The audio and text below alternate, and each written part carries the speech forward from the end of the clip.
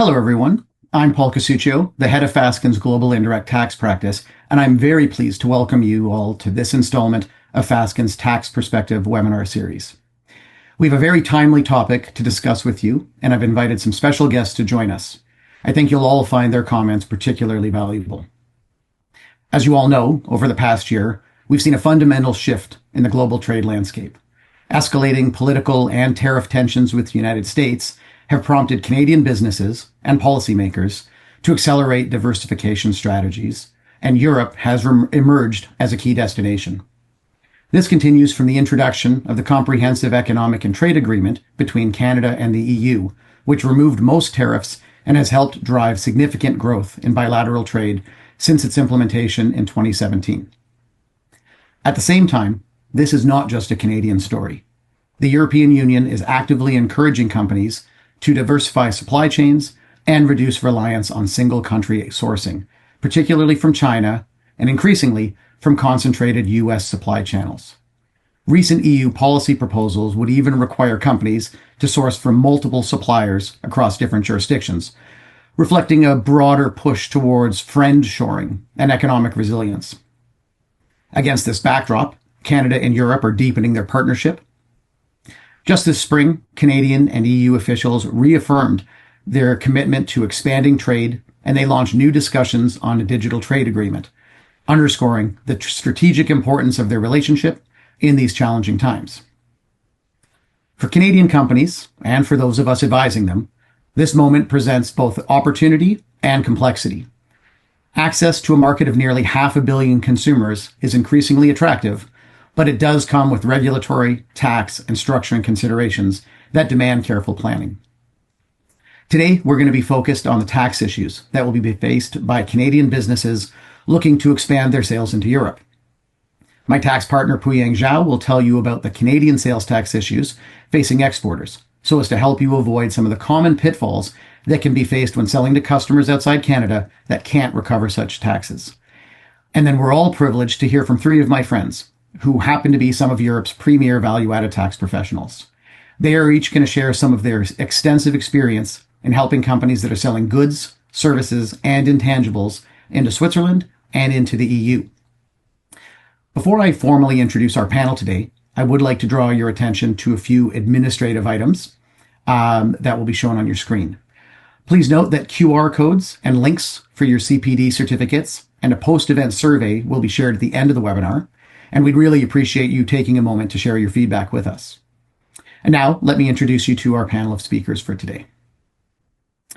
Puyang Zhao is a partner at Fasken, where she focuses on indirect tax, advising on GST HST, provincial sales taxes, and other commodity taxes across a range of Canadian and cross-border matters.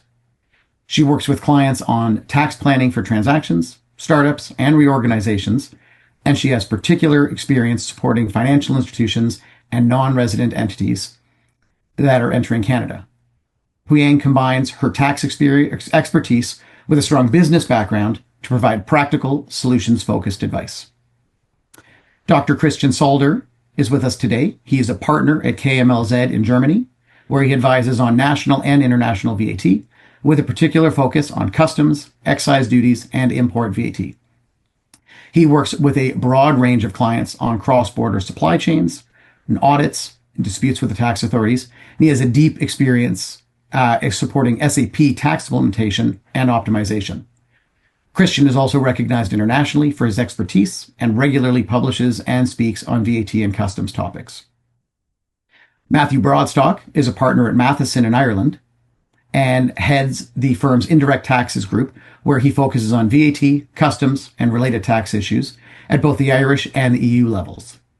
He advises a broad range of Irish and international clients on complex cross-border VAT matters and plays an active role in shaping Ireland's indirect tax landscape through his work with industry and government committees. Matthew is widely recognized for his expertise in emerging areas, including digital services, new technologies, and multi-jurisdictional VAT planning. Christina Rinne is a partner with Swiss firm Niederer, Kraft, Frey. Christina has over 20 years of experience specializing in VAT, customs, and excise duties across national and international matters.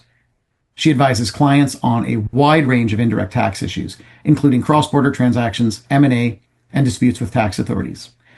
Christina is widely recognized in the field and known for helping organizations navigate complex regulatory changes while improving VAT efficiency and managing risk. And so, without further ado, let me ask Puyang Zhao to get this important discussion started. Thank you, Paul, for the introduction. I'll be providing an overview of the Canadian GST HST implications for supplies that are made to non-residents of Canada. And so these rules apply similarly for all your non-resident customers, regardless of their jurisdiction of business. For those of you who are already in the export business, this will be a bit of a refresher of some of the key rules, but we'll be highlighting some of the CRA key audit risk areas and ways to mitigate the audit exposure. So generally speaking, when making supplies to non-residents of Canada, they're generally not subject to the GST HST. And this is either on the basis that the GST HST is not applicable because the supplies are being made outside of Canada, or if they're zero rated pursuant to one of the zero rating rules. And so the rules would depend on the nature of the supply and how you characterize it, whether it's a good, a intangible person property, or a service. This is definitely a very high audit risk area for exporters, and CRA often scrutinizes these supplies because the supplier is taking the position that they're not collecting or remitting any tax to the CRA.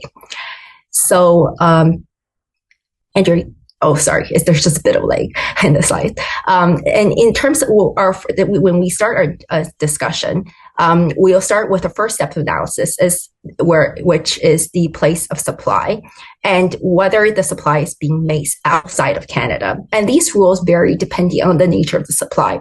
So for sale of goods or tangible personal property, if it is made or delivered made available or delivered outside of Canada, then it's considered to be supplied outside of Canada. For services, the service needs to be wholly performed outside of Canada in order to be considered supplied outside of Canada. And for intangible personal property, it can only be used outside of Canada in order for it to be considered to be supplied outside of Canada. And why this is important is if it is considered to be supplied outside of Canada, then it falls outside of the GST HST regime, and so no GST HST will apply. However, if it's concluded that the supply is made inside of Canada, then we need to move on to step number 2, which is to consider whether any of the zero rating provisions apply to provide some form of GST HST relief. And so in terms of the zero rating provisions, they're included in Part 5 of Schedule 6 of the Excise Tax Act. And so zero rating is not automatic. There are specific conditions that's being met, and these conditions vary depending on the nature of supply. There are also stringent documentation requirements in order for zero rating to apply.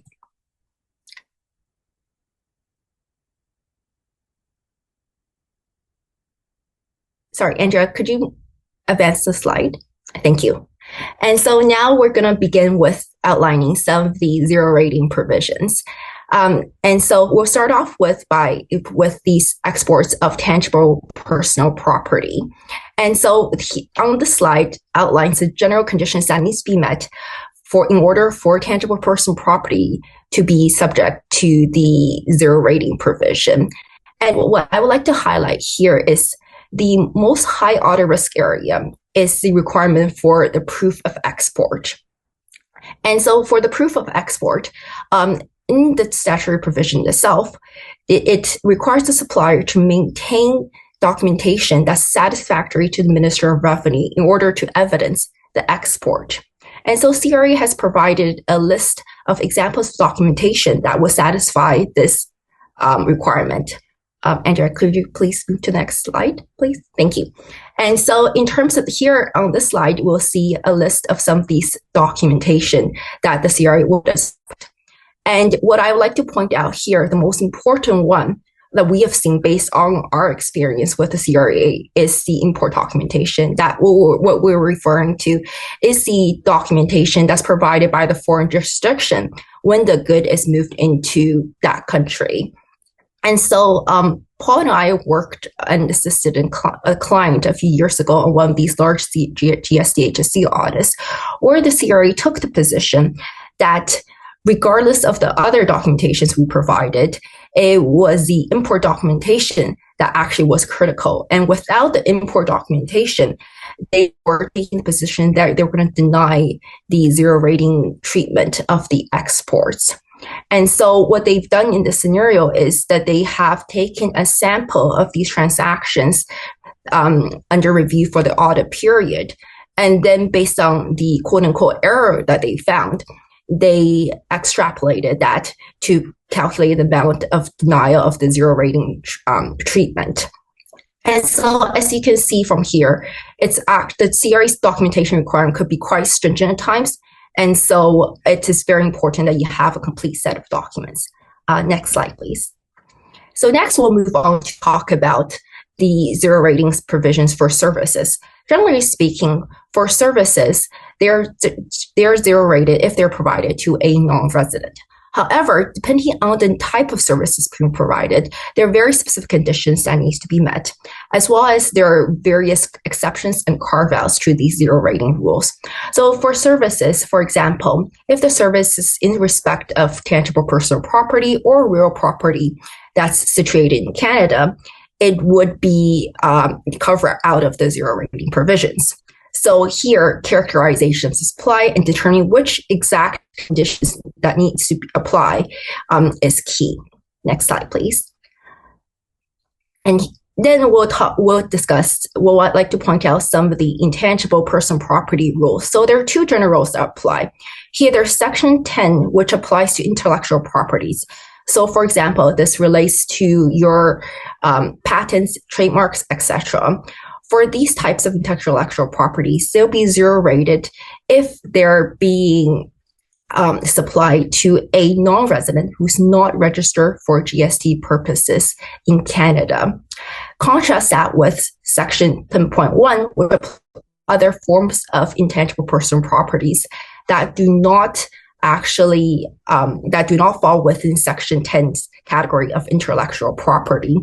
For these, similarly, if supplies are made to non-residents who are not registered for GST HST purposes, they are zero rated. However, there are additional carve-outs and exceptions to this rule.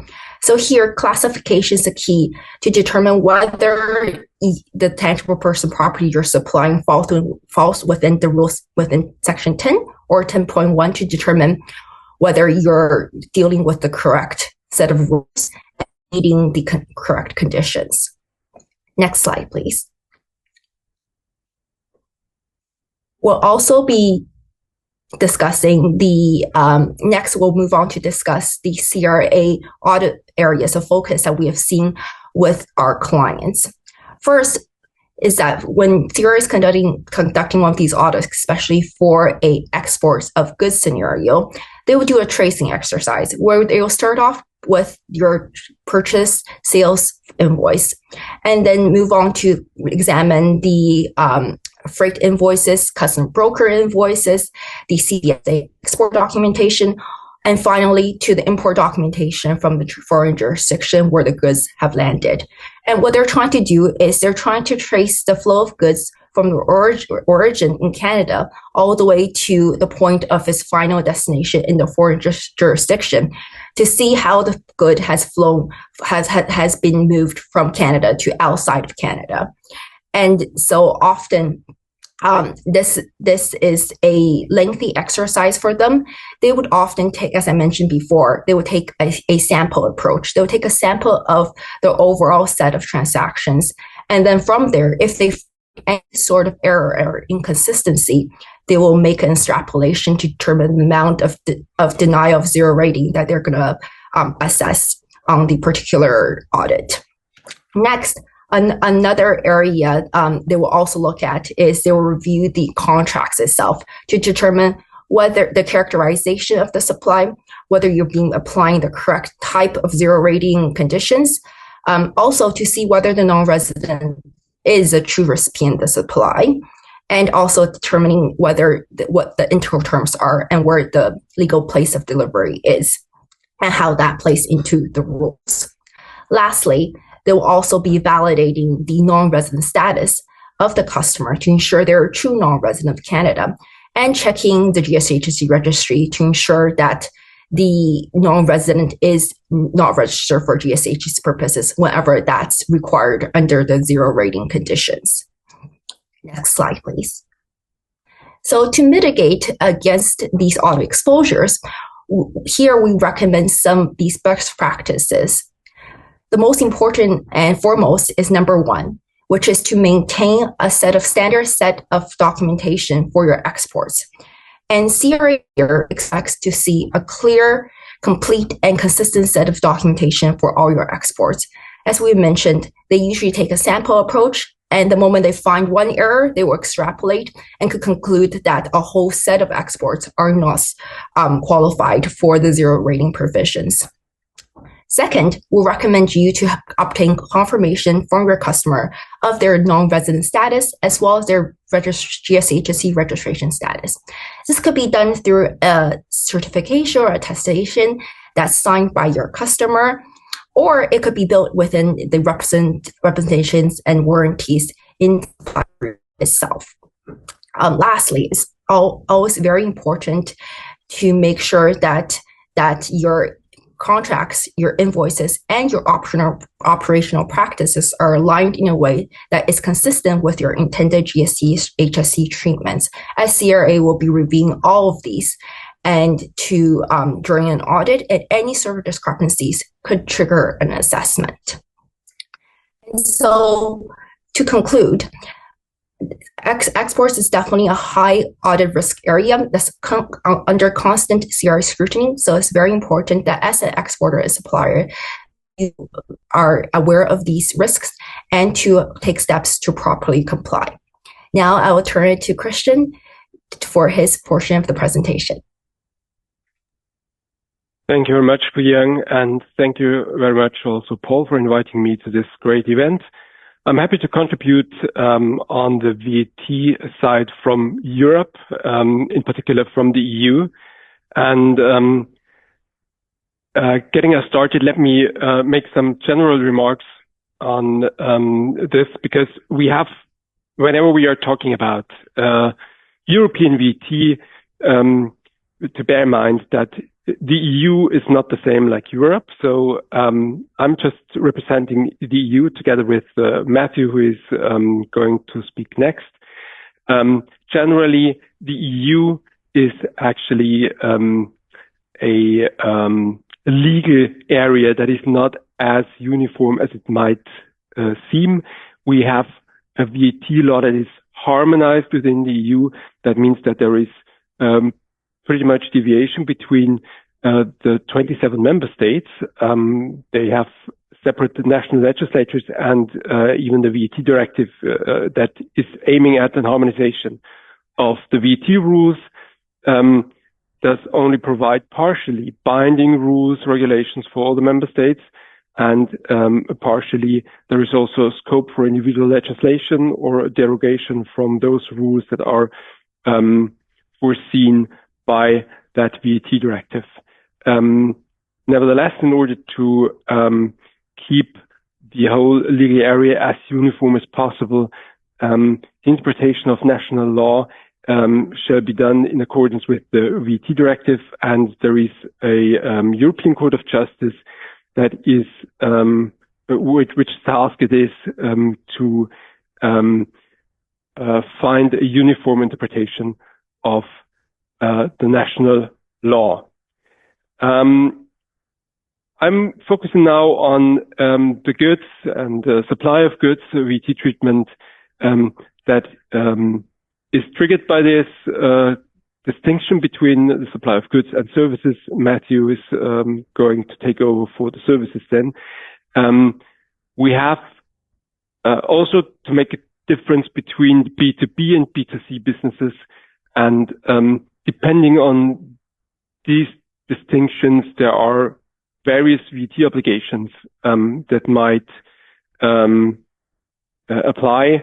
So talking about the supply of goods or services that always might trigger an obligation to VAT register in the respective country. This is decided very much the same like in Canadian GST law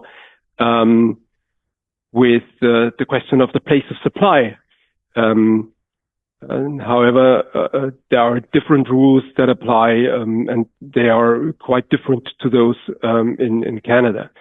Talking about B2C transactions, we might also come into a situation where we have to VAT register in all the relevant EU member states, but there is also a simplification that we call one-stop shop. In certain situations, you can choose to VAT register in only one member state and declare all those transactions throughout the EU in one single declaration. I will talk to that later on. So let me first focus on the B2B side of the coin and the question how you can bring your goods into the EU. In principle, you can choose any port you'd like for the entry of imports, for the entry of goods, and you have to be aware of the fact that depending on the port or the EU member state in which the port is, you will find different VAT rules and also different VAT rates for the import VAT that will accrue. So it might be useful to consider that as well. If you make your decision, it's not only a logistical issue, it's also, or it can be, a VAT issue. And as a petitioner, you can make a choice, and in terms of VAT, it can have positive and negative effects. So, for example, if you have a closer look into the system that applies in Germany, we have, as an example, import of chocolate from Switzerland. And this is just to make you aware of the fact that Switzerland, for example, is not within the EU. We have import of goods from Switzerland into the EU, into Germany in our example.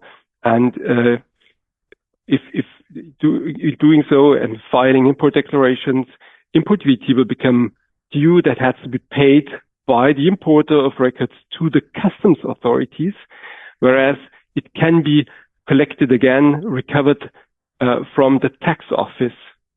That means if you, in practice, make an assessment of that structure, there is, of course, a risk of cash out. I would say it's actually a cash out situation, and there is a chance to avoid cash out under certain conditions.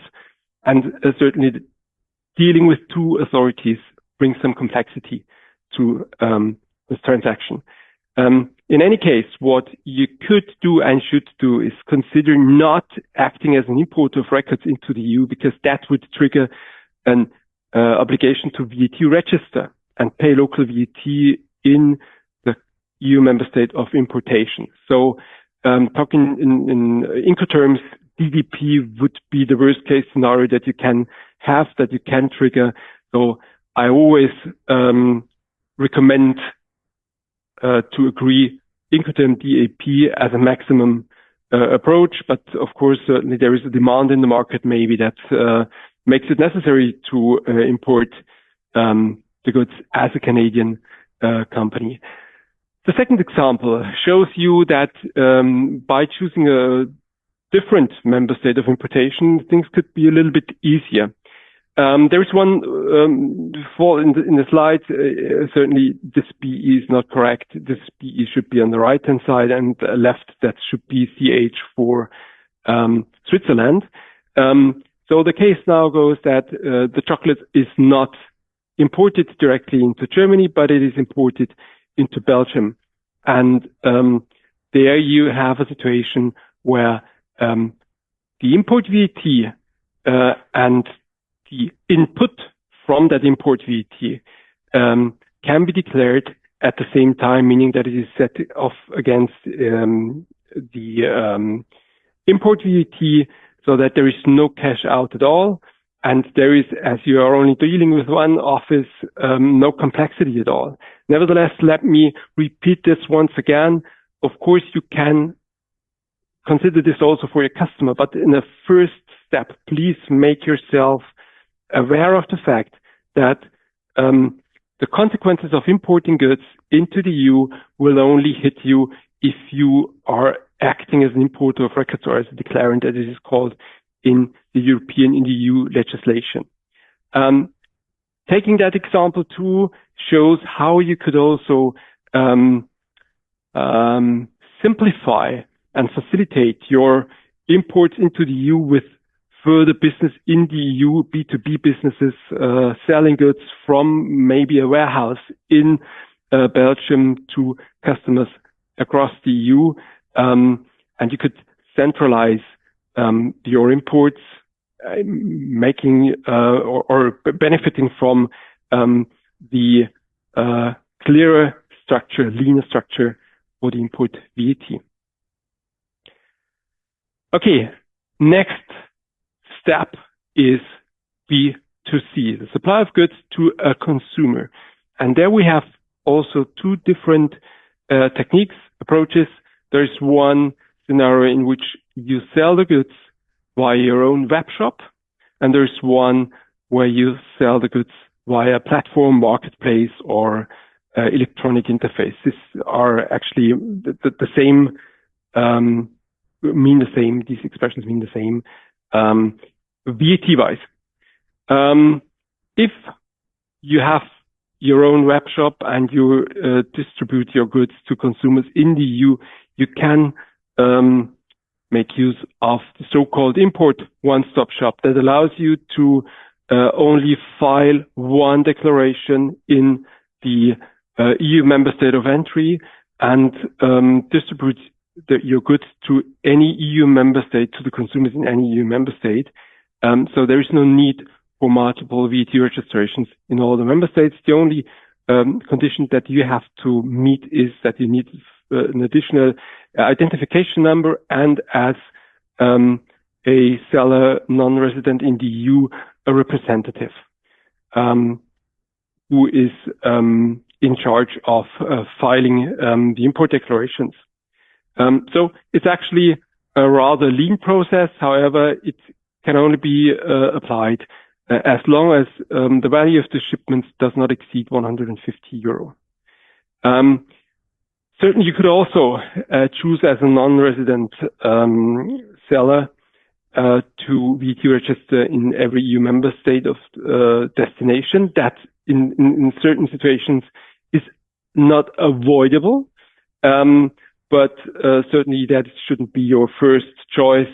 So everyone tries to avoid that situation because it is, of course, associated to additional costs and risks, risk in terms of dealing with multiple tax authorities, being confronted with tax audits, maybe.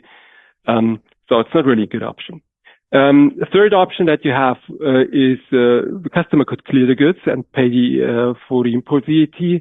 I don't know if customs like to do that, but it's an option in the law. And what you could also have is a parcel service provider who is clearing the goods in the name and on behalf of the customer and collecting the import VAT from the customer.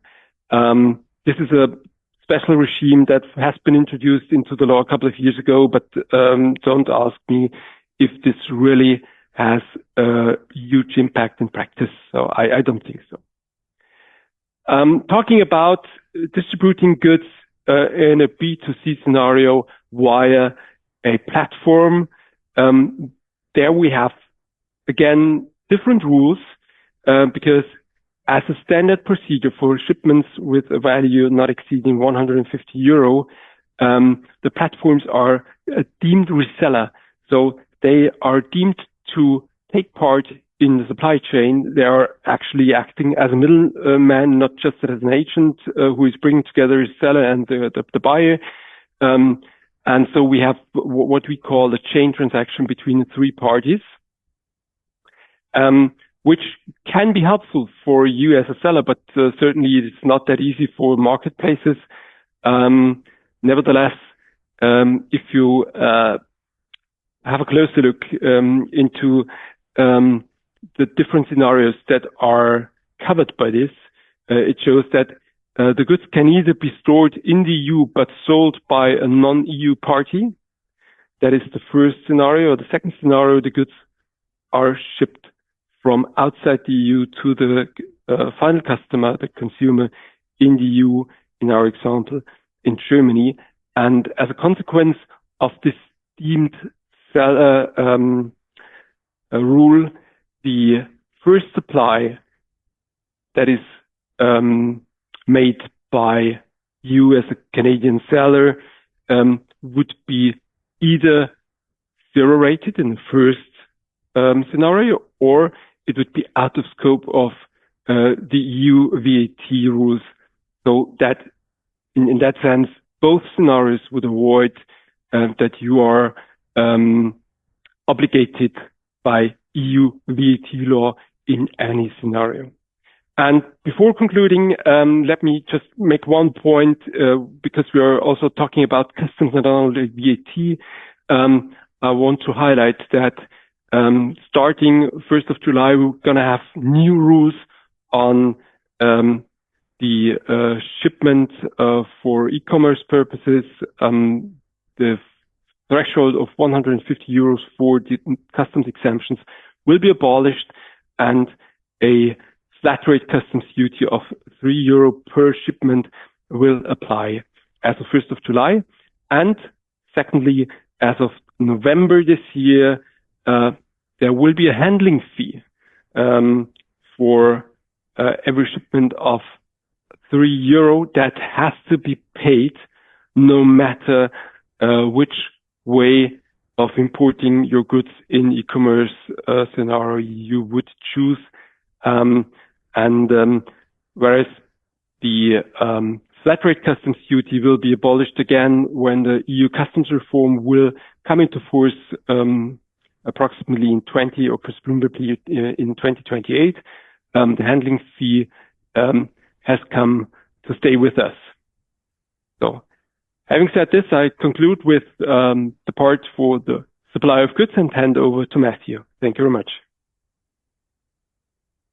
Thank you very much, Christian. And it's a pleasure to speak to you all and have the opportunity. So first of all, just to thank Paul and Puyang for giving me the opportunity to speak here today. I think the links between Ireland and Canada are only growing. Mark Carney is indeed visiting Ireland next week, and Canada was kind enough to give Ireland a 1-1 draw last weekend, even though we didn't qualify for the World Cup. So it's great to speak to a Canadian audience. So after Christian's summary of the supply of goods, I'm here to speak about the supply of services. If you could flick on to the next slide, please. So supply of services for EU VAT purposes, and I just go into this level of detail just to distinguish it from Puyang's presentation as regards the split from a Canadian GST perspective.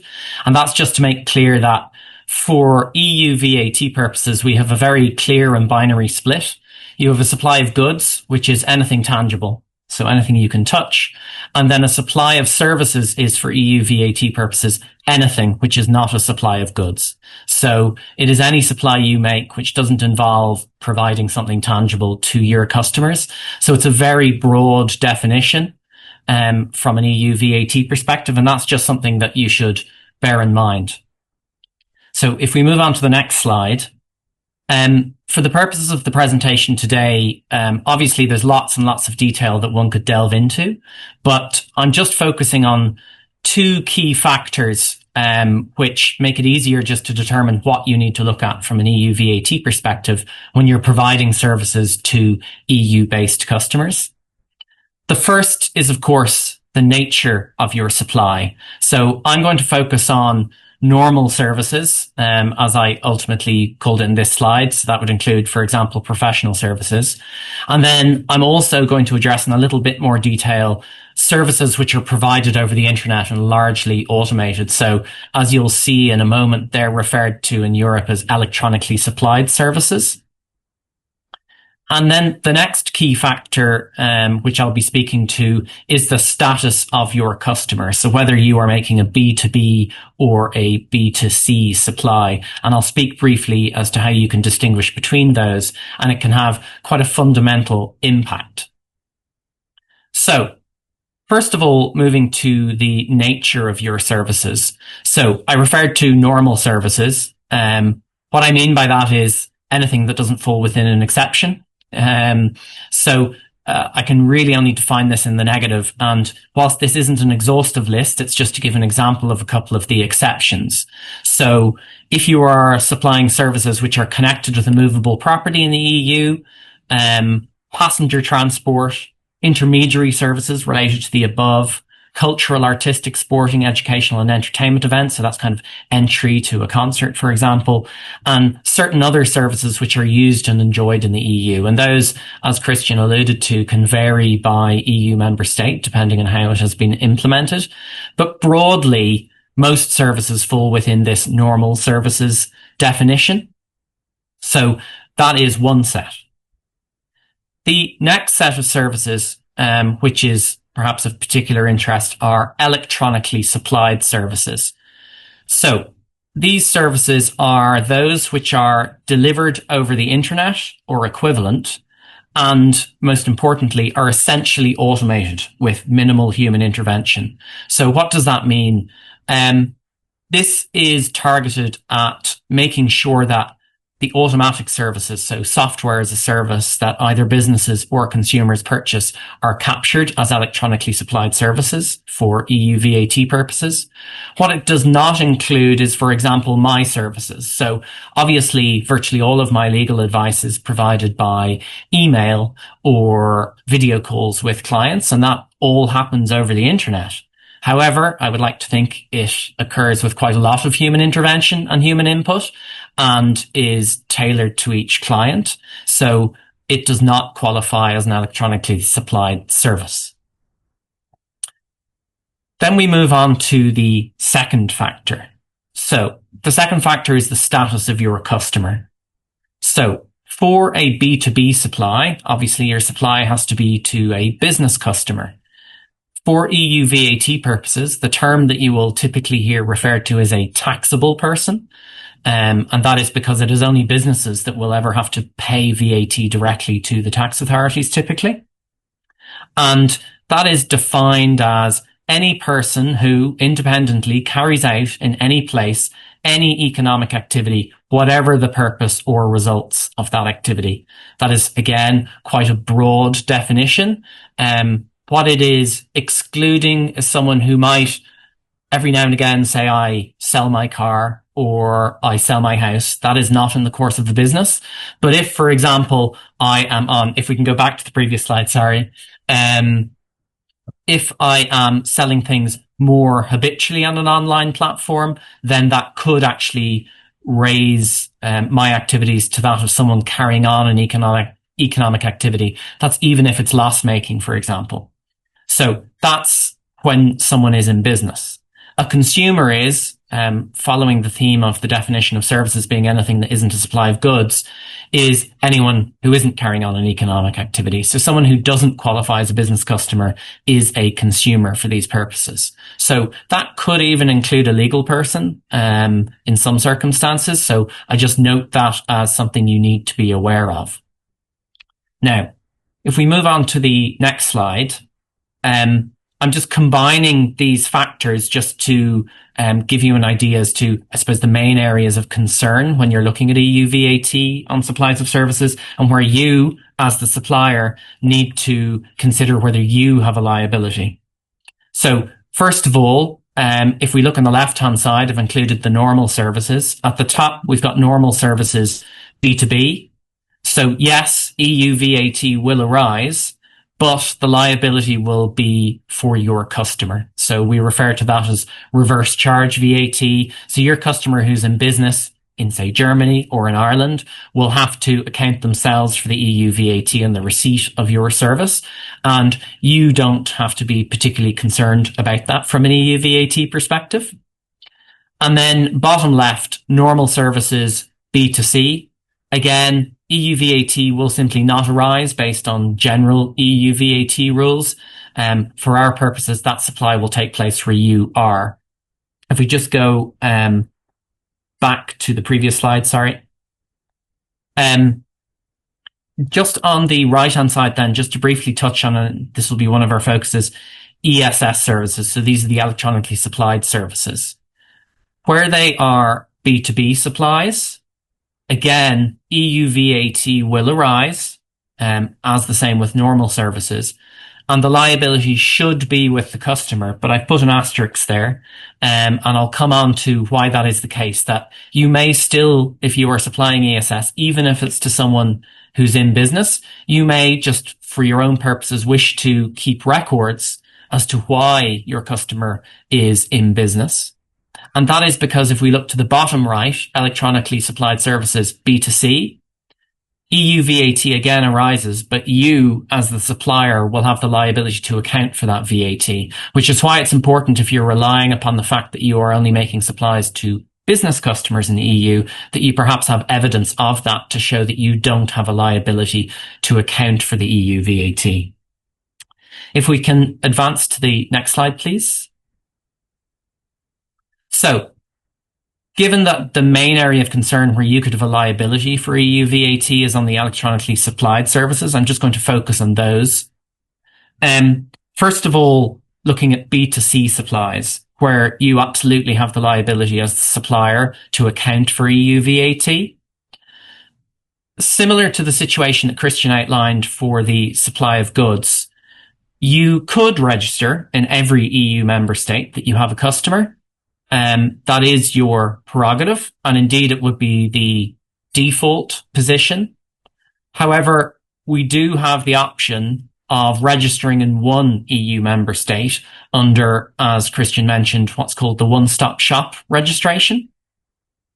If we move to the next slide, I'll just step through what the one-stop shop registration is.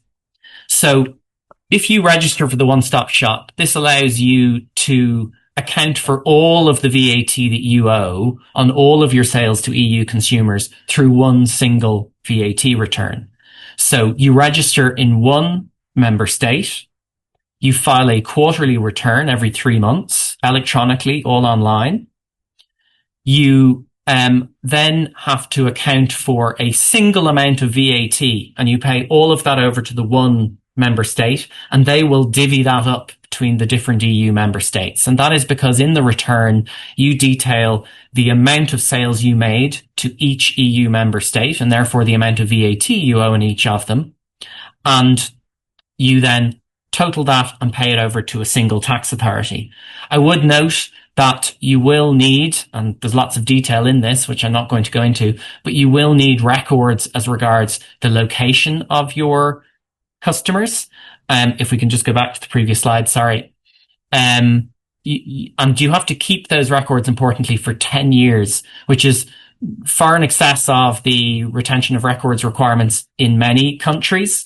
And its lowest common denominator, if I can put it that way, is to make sure that you have the records for every EU member state. So it's just something that you should certainly be aware of. I would also note that the VAT rates for your supplies will vary across EU member states. So it's not a single VAT rate. If you can advance to the next slide, please.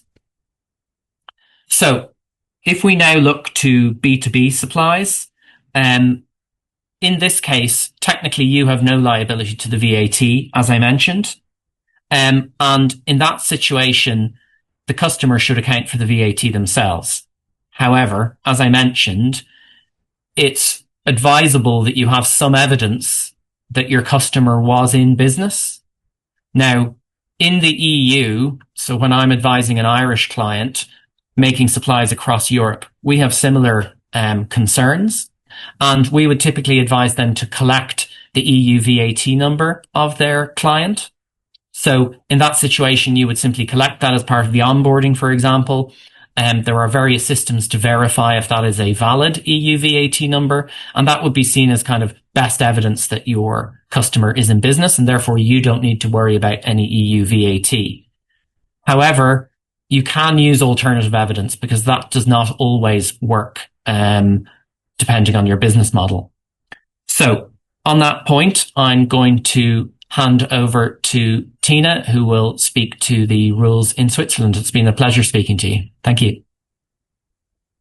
Yes, good afternoon here in Switzerland. I'm very happy to contribute my Swiss view because, as Christian mentioned earlier, Switzerland is not part of the EU, but it's in the middle of Europe, surrounded by by EU member states, and therefore Switzerland has somehow kept an eye on what's going on in the EU, but they always take their own decision, and sometimes there are some tweaks, and I would like to highlight these tweaks with regard to the indirect tax consequences on the two topics we're talking about, supply of goods and supply of services.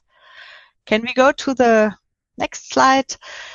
So I start with the supplies of services because here we have really different approaches of what is the definition of what is the supply of good and what is the supply of service. For example, renting tangible or intangible property is regarded as a supply of goods. This has historical reasons. These supplies are so out of scope of services, which would be from a EU perspective.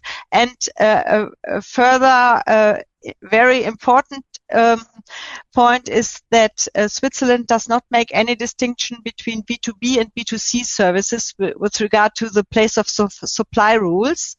You have seen on the table Matthew has presented to you that there are can you go back to the Matthew has presented to you that there were distinctions between B2B and B2C services.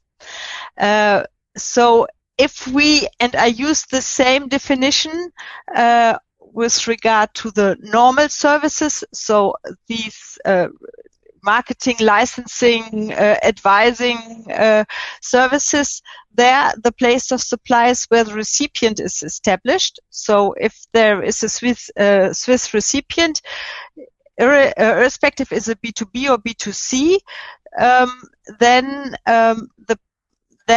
the recipients are liable to account for VAT. Also, private individuals, if they exceed an annual threshold of 10,000 Swiss francs, it is not the supplier, it is the recipient who has to account for VAT on these received or services. This is, I think, a huge difference.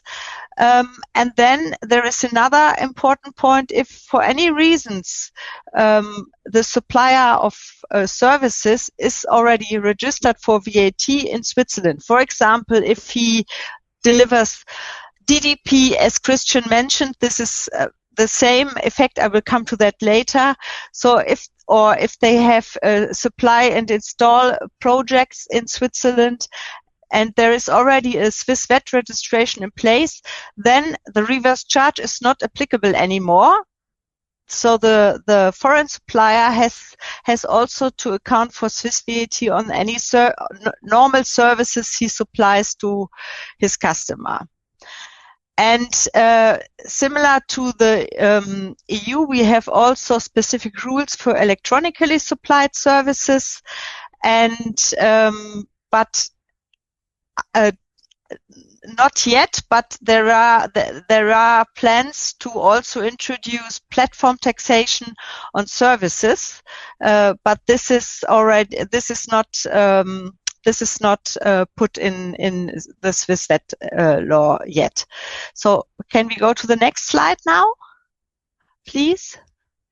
So this should be regarded as a short summary. So if you provide normal services, then as a default rule, the service is subject to Swiss VAT, but it is reverse charged to the customer. And with regard to the electronic supplied services, is on the bottom, on the upper table on the right side. There, it's more or less the same definition. Really, Switzerland has copied the rules of the EU here. Then it is. The place of supply is where the recipient is domiciled, and it is the supplier who has to register for Swiss VAT. And other services with the place of supply of Switzerland, this was the exemption Matthew mentioned. Can you go back, please? There is the supplier always obliged to register for Swiss VAT. For example, an architect who has developed a site in Switzerland and is doing this project, he has to register for Swiss VAT because this is related to land. And so this is what I wanted to say with regard to the supply of services. Can we go to the next slide?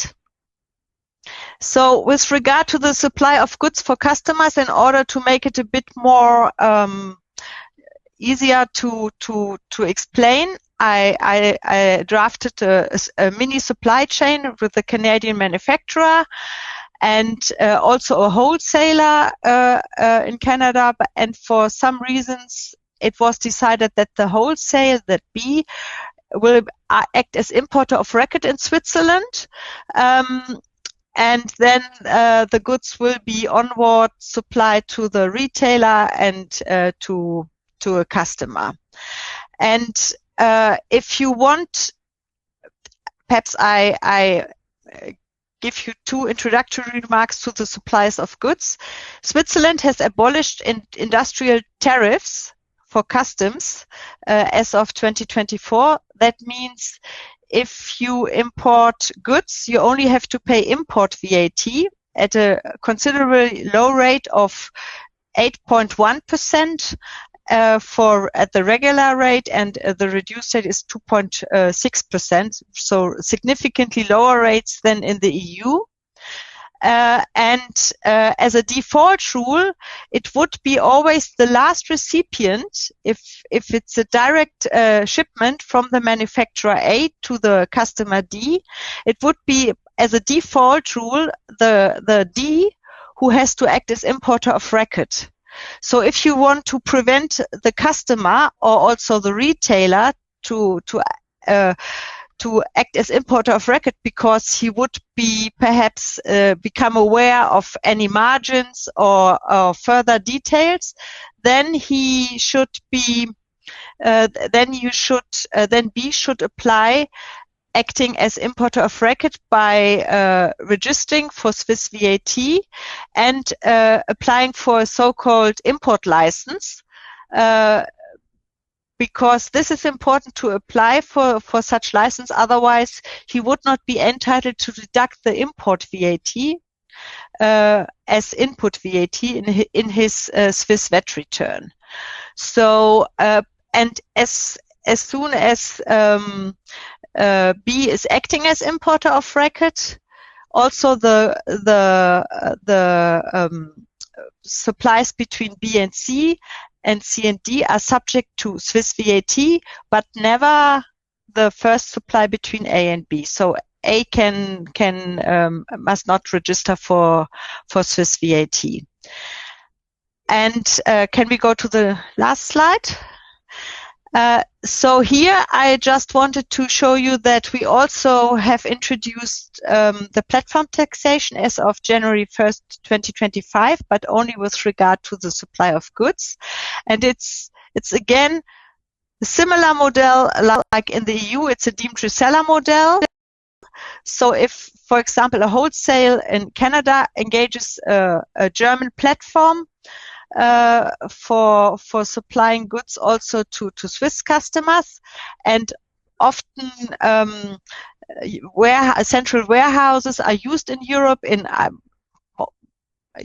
many times in the Netherlands, then the goods can be already shipped to Europe, and then and then can be sold to the Swiss customers. But here, due to the deemed reseller model, it is as a default rule that the platform has to act as importer of record, which also prevents A to register for Swiss VAT.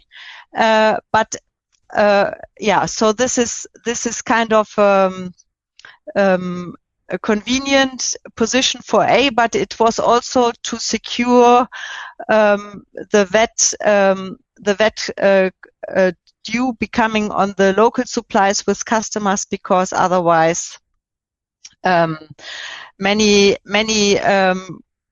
A's, not from Canada, but for example from China, also didn't register for VAT and just collected the import VAT and did not pay. So that was a short overview from Switzerland, and I go back to Paul. Thank you. Alrighty, thank you, everyone. And frankly, thank you for keeping on time as well, because we actually have a couple of minutes left for questions. We have one question. The question is, and I think probably this is for you, Christian. The question is, my American customer is importing our product to Norway.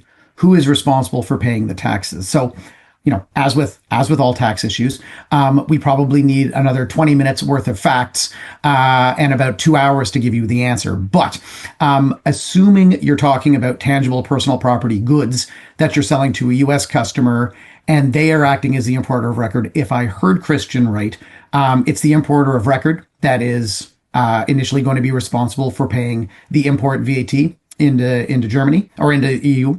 But Christian, why don't I turn it back to you and you can... Yes.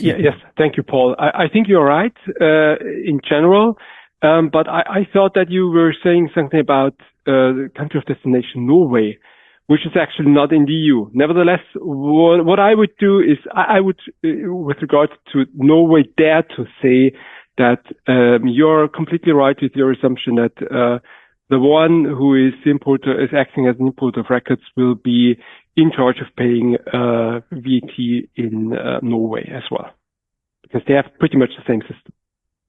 Super. Well, good thing that my knowledge of VAT is better than my knowledge of the member states of the European Union. Apologies to any of our Norwegian clients who may be on the call today. So we've come to the end of our time today. I do want to say a very sincere thank you to all of the members of our very esteemed panel, as well as to you, all of the viewers, for joining us today. You'll see information on your screen for CPD credits for Ontario, Quebec, and British Columbia. Links have been added to the audience chat as well. And if you don't get a chance to claim your certificate today, they are going to be sent next week. Thanks again to everybody for coming, and enjoy the rest of your day.